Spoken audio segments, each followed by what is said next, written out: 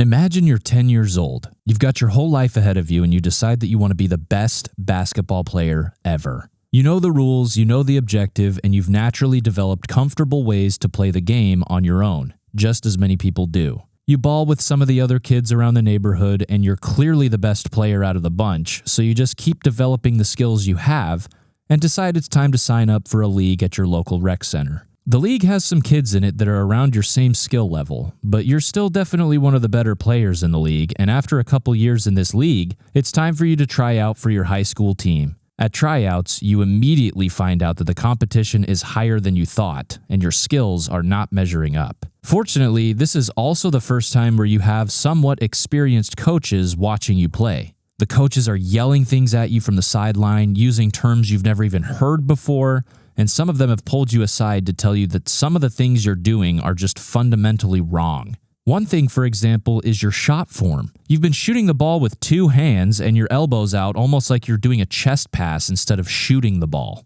Your coaches are frustrated because you keep telling them that that's the way you've always shot and that you're good at it. But they can't believe you're even arguing over it due to how many basketball players steady the ball with one hand and shoot with the other. However, you haven't really watched a lot of people play basketball at a high level, so you don't really know if what they're telling you is true. So you initially think, I've come this far, my form must be fine, I just need to practice it more and get better at it. While you do get better at it, after seeing so many other people shoot the way the coaches have been telling you and see so many others around you progressing much faster, you start to believe that you've been shooting the wrong way and resolve to change your form. Now at this point, you might think you know where I'm going with this, but I really don't think you do yet, so stay with me because there's a lot more to cover. You ask one of the coaches to help you with your shooting form and he agrees to help. The problem is, what he's asking you to do does not feel natural at all. Even when you think you're matching the professional form, the coach says, not quite, and you argue with him to the point where he literally films you shooting a basketball so that you yourself can see it and compare. You can then see very slight things that are off about your form, and the coach explains that even though it seems like those things don't make a big difference, they actually do make a huge difference. He also interestingly explains to you that most other players don't even see those little flaws in their form, or at least just don't care about them, so just the fact that you see them tells him you have a lot of potential. After much practice, the form that once felt unnatural to you has now become second nature, and you're seeing the results from it. So you start applying this same process to all the aspects of your game. You ask yourself a million questions. Have I been dribbling the ball wrong this whole time as well? Am I passing enough? Am I shooting too much? Am I even playing in the right position? It almost seems as though you're learning an entirely new game. This process will shape the entire future of your career. You have learned how to learn. So the next big question you ask yourself is, if my goal is to be the best, who do I learn from next? Your attention is immediately drawn to the pros, pro staff, pro coaches, and especially the pro players. You've become a Warriors fan as they have won the most championships during your life, so you start studying their gameplay intensely. As they, in this hypothetical situation, won the most recent championship, that means they've got the best players in the world on the team, right? As you study everything about the team, an interesting phenomenon occurs. Everybody you hear on ESPN and other sports shows seem to have different opinions on those players and how they compare to other players in the league. Even the people you personally know and talk to have different opinions. You think to yourself, they just won the championship. How can anyone disagree with these players being the best?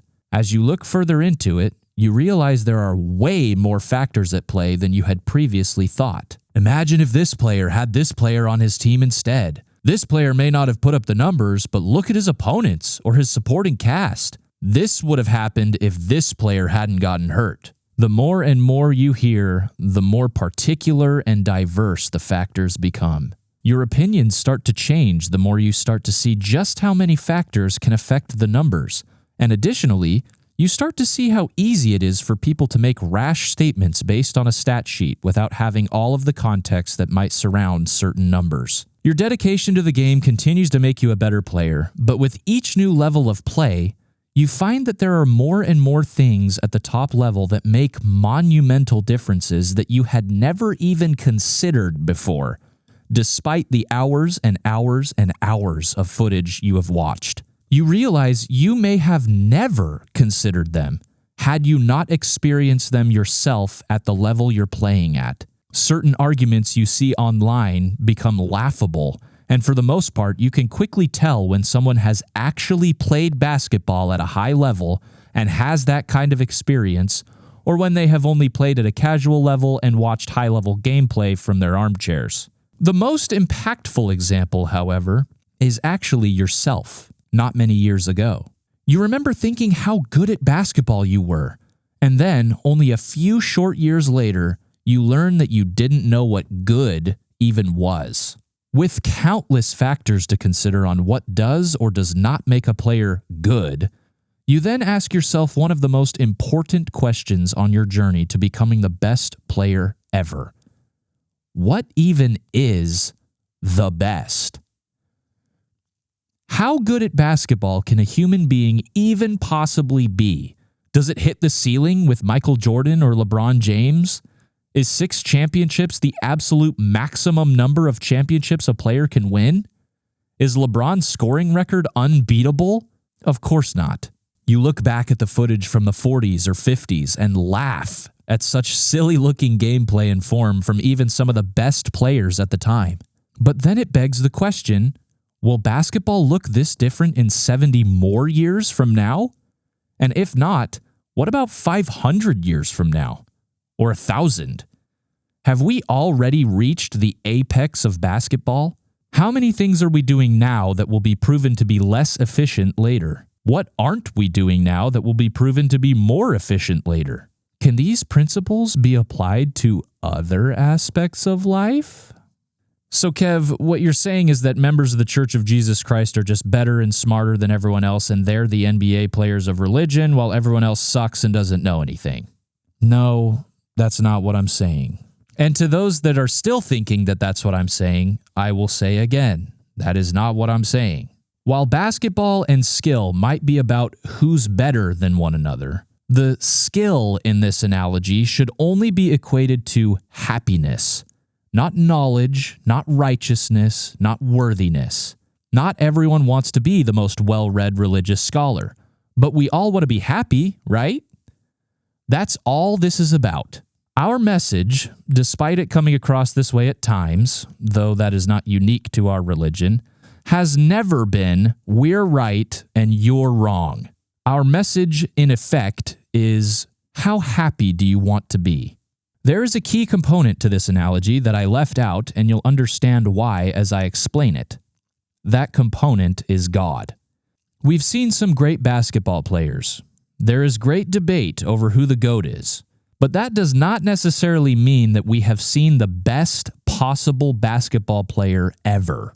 And because that player may not currently have the stats or even be alive yet, it's hard for people to grasp the concept that a player can be better than we've ever seen. Even the whole league may one day rise to a more competitive level, as we have already seen it do. However, while we do not know what the apex of basketball looks like, we do know, or at least have been told, what the apex of happiness looks like. Again, it's hard for mortals to understand that there is a type of joy that exists that mortals aren't even capable of experiencing right now. We like to compare everything to our own little perspectives. Some of us go a little further and study history and attempt to compare things to all of human history, but in order to really be open-minded, you have to consider that there is an entire universe out there. I've heard people say, well, I'm not a member of the church, or even any church, or I just left the church, and I'm perfectly happy, perhaps more happy than I've ever been. To them I say, you may not even know what happiness is. And they say to me, oh, but you do. You've got the monopoly on happiness. You know what happiness is. No, I don't. That's my whole point. The difference is just that I'm aware of that fact. That just because we think we've reached the apex of happiness doesn't mean that we actually have. It is statistically probable that there are higher intelligences that know far more about the potential happiness of human beings than we do. I could make an entirely separate video, much longer than this one, as to why I could never believe that everything we would ever need to know about the entire universe and our eternal destiny begins and ends in a book that was compiled around the 4th century and has been through so many hands that we don't even have the original version of it anymore, aka the Bible. I believe the highest of all the intelligences is God. God, not the Bible, not the Book of Mormon, not Joseph Smith, but God is the apex of existence, and he has not only saved us from hell, but has simultaneously given us the opportunity to choose to what degree we are quote-unquote saved. We've all heard the saying, practice makes perfect. But as my old 6th grade orchestra teacher taught me, practice does not make perfect. Practice makes permanent.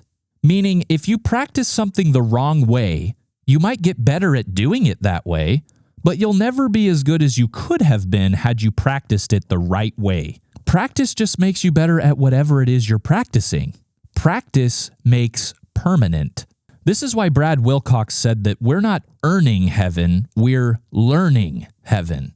Heaven has already been paid for, and it was paid for by Jesus Christ. The next questions are, number 1, how much of heaven even is there? And number 2, how much of it do we want? Another discrepancy of this analogy is that while not everyone is capable of playing in the NBA, everyone is capable of choosing to enter into covenants with the Lord and receive all that he has. Covenants are not expected to be lived perfectly in this life, but they are expected to be made so that one day they will be lived perfectly. Practice makes permanent. The last discrepancy in this analogy is for the people that say, well, what if I'm just not a basketball player?